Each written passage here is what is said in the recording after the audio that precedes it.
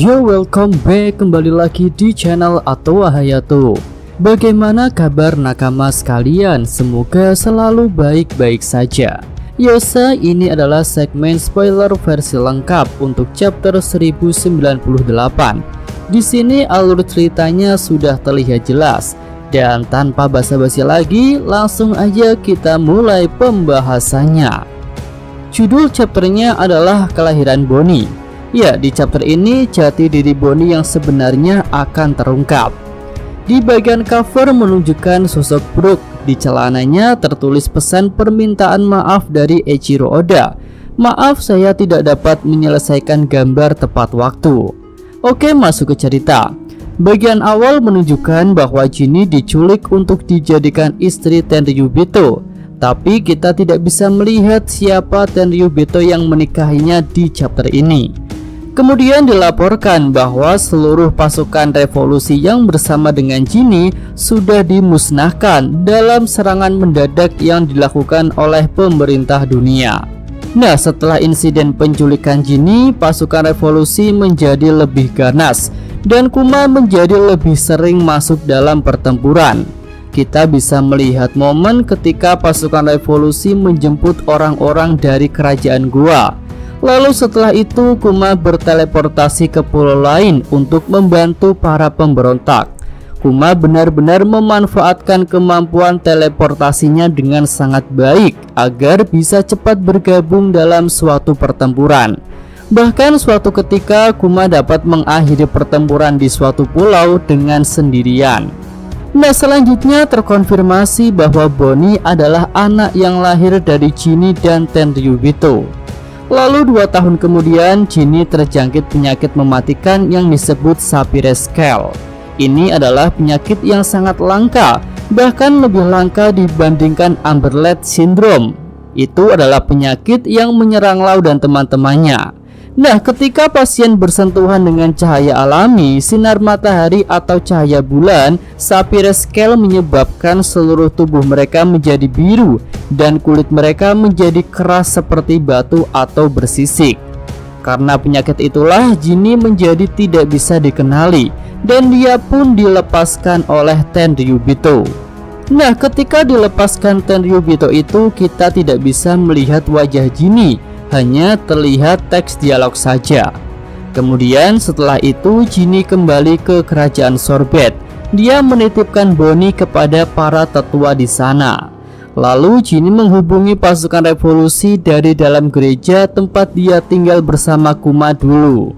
Ginny berkata, "Aku benar-benar ingin bertemu semuanya lagi, tapi ini adalah perpisahan." Ivankov yang mendengar hal itu jadi terkejut. Dia menjawab, "Apa?"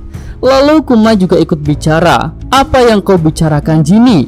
Kupikir aku tidak akan bisa bertemu denganmu lagi. Di mana kamu sekarang? Aku akan segera ke sana."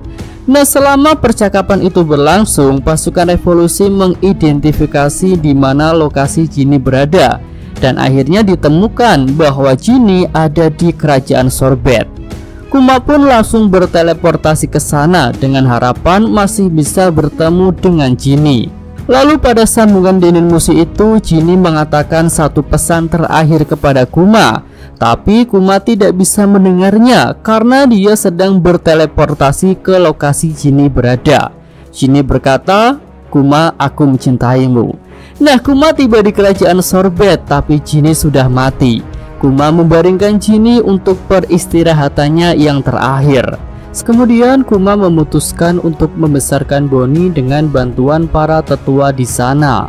Selanjutnya Kuma berteleportasi untuk membantu pasukan revolusi dari waktu ke waktu. Kita bisa melihat aksi Kuma bersama mereka, termasuk ketika dia melatih Sabo. Namun sayangnya Bonnie ternyata mengidap penyakit Sapphire Skull juga. Jadi Kuma pun memutuskan untuk keluar dari pasukan revolusi dan merawatnya. Dragon mengizinkan Kuma dan dia memberitahu Kuma bahwa akan bertanya kepada semua dokter yang dia kenal kalau di antara mereka ada yang bisa membantu Bonnie. Kuma sendiri tidak tahu apa yang harus dilakukannya untuk merawat Bonnie. Jadi dia memutuskan agar Bonnie tidak meninggalkan gereja supaya gadis kecil itu tidak terkena cahaya alami. Nah, untuk menghibur Bonnie, Kuma membawakan buku-buku tentang berbagai pulau di dunia ini untuk dibaca. Kuma pun bertanya kepada Bonnie, "Jika kamu bisa bepergian, kemana kamu ingin pergi, Bonnie?" Nah, Kuma dan Bonnie menikmati kebersamaan, menari dan hidup bersama layaknya ayah dan anak. Wajah Bonnie pun menjadi biru karena penyakit Sapir-Scale-nya, dan Kuma memanggil Bonnie dengan nama Jewelry. Nah, beberapa tahun berlalu, ini adalah masa 6 tahun yang lalu dari masa sekarang. Bonnie sudah berusia 5 tahun. Di sini kita melihat Kuma berbicara dengan seorang dokter tentang penyakit Bonnie. Dokter itu mengatakan kepada Kuma bahwa meskipun Bonnie tidak pernah melakukan kontak dengan cahaya alami, penyakitnya itu akan bertambah buruk seiring bertambahnya usia, dan Bonnie akan mati pada usia 10 tahun. Nah, ternyata secara diam-diam Bonnie mendengar percakapan itu, tapi dia tidak mendengarnya secara penuh. Bonnie hanya mendengar tentang angka 10 tahun. Nah, di sini Bonnie terlihat bahagia karena dia salah paham. Dia menyangka akan sembuh pada usia 10 tahun. Padahal yang sebenarnya Bonnie akan mati pada usia 10 tahun. Meskipun begitu, Kuma selalu berpesan kepadanya untuk tetap optimis bahwa suatu hari nanti penyakitnya akan sembuh. Tapi Kuma memang tidak bisa mengatakan yang sebenarnya, dan dia juga tidak tahu apa yang harus diperbuat lagi. Nah, 1 tahun berlalu, kita ada pada masa 5 tahun yang lalu dari sekarang. Usia Bonnie saat ini adalah 6 tahun. Oke, lanjut, kita sudah sampai di bagian akhir chapter. Di sini terlihat Raja Bekori, mantan raja kerajaan Sorbet, kembali ke kerajaannya, dan dia mulai menghabisi warga kerajaan itu. Para penduduk yang terdesak akhirnya meminta bantuan kepada Kuma. Oke, itu aja pembahasan untuk spoiler versi lengkap chapter 1098 ini. Jika ada tambahan, saran atau komentar bisa disampaikan pada kolom komentar.